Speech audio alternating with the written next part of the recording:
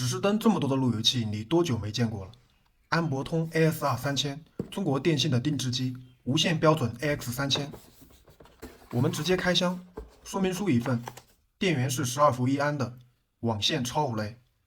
机器的外观是传统造型，非常传统。正面顶部有一排指示灯，两边是它的散热开口，侧面一圈还有一条缝隙，散热设计比较独特。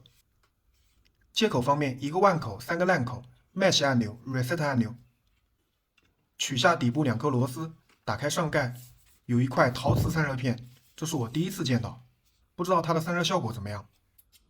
它采用的芯片方案我们已经非常熟悉了 ，Filogic 820的标配，处理器是 MT7981B，256兆的内存，128兆的闪存，无线芯片是 MT7976CN， 交换机芯片 MT7531AE。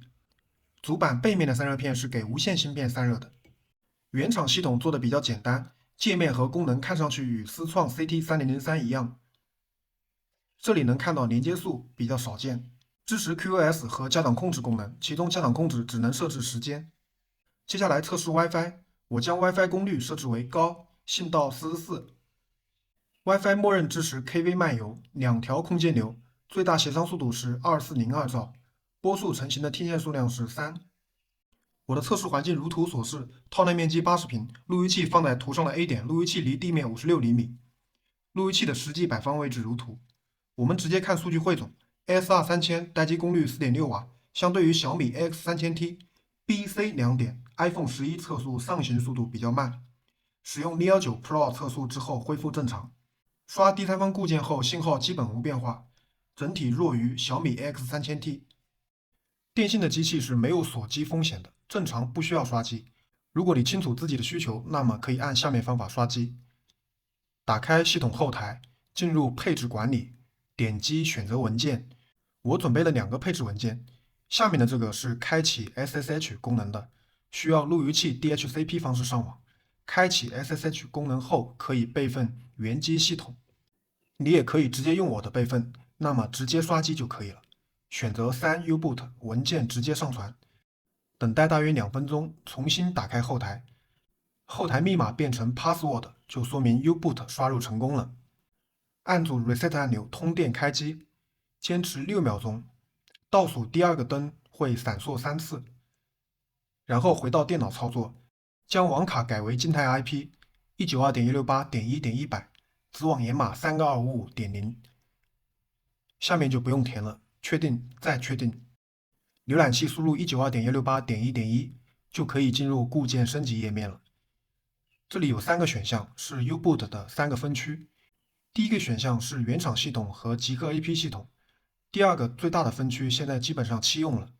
目前第三方固件选择第3个分区，然后点击选择文件，选择需要的固件，点击上传，再点击 Update。几十秒后，页面提示正在重启。此时将网卡改回自动获取 IP， 然后等待一会儿，浏览器打开 192.168.6.1， 默认密码 password。 这个固件带 iStore 主题，我用了2天没遇到问题。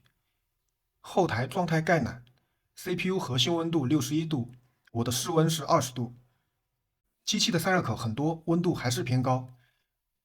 热成像显示陶瓷散热片的导热正常。结合之前的机器来看 ，MT7981B 的温度就是偏高的。作为对比，磊科 N60 温度是38度。刷回原厂的方法也是相同的，相同的方法进入 U-boot， 选择第1个分区，再选择我的系统备份文件，直接刷入即可。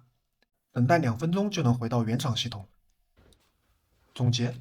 安博通 ASR3000 采用联发科 MT7981B 芯片方案，能达到入门级路由器的主流水平。